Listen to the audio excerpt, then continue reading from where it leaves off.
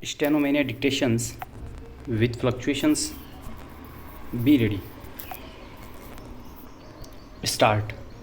From the aforesaid decisions, apparent that while exercising the powers in appeal against the order of acquittal, the Court of Appeal would not ordinarily interfere with the order of acquittal unless the approach of the lower court is vitiated by some manifest illegality, and the confusion arrived at would not be arrived at by any reasonable person, and therefore the decision is to be characterized perverse.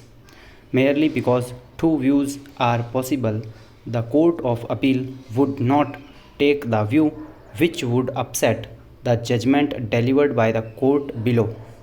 However, the appellate court has a power to review the evidence if it is of the view that the view arrived at by the court below is perverse, and the court has committed a manifest error of law and ignored the material evidence on record.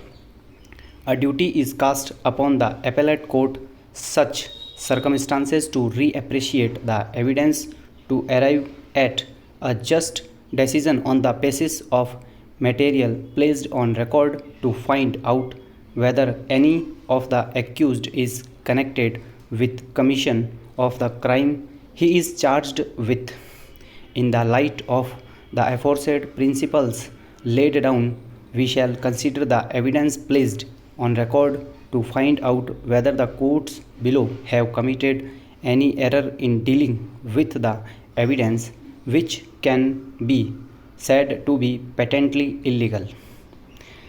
There can be no fixed or straitjacket formula for the duration of time gap in this regard, and it would depend upon the evidence led by the prosecution to remove the possibility of any other person meeting the deceased in the intervening period.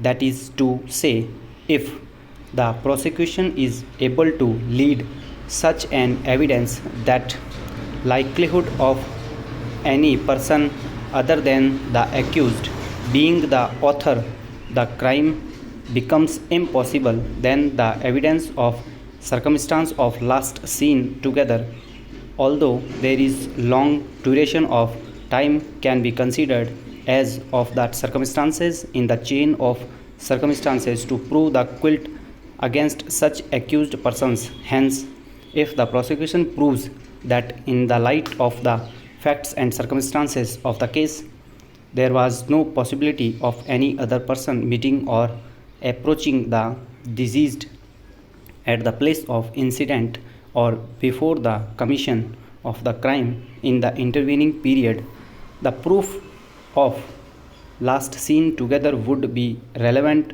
evidence. For instance, it can be demonstrated by showing that the accused persons were in exclusive possession of the place where the incident occurred, or where they were last seen together with the deceased, and there was no possibility of any intrusion to that place by any third party. Then a relatively wider time gap would not affect the prosecution case. We have notices not similar to the case where the event the decision. However, the circumstances in the present case of the last seen together has very close proximity with the time and place of the commission of the crime. Stop. Over.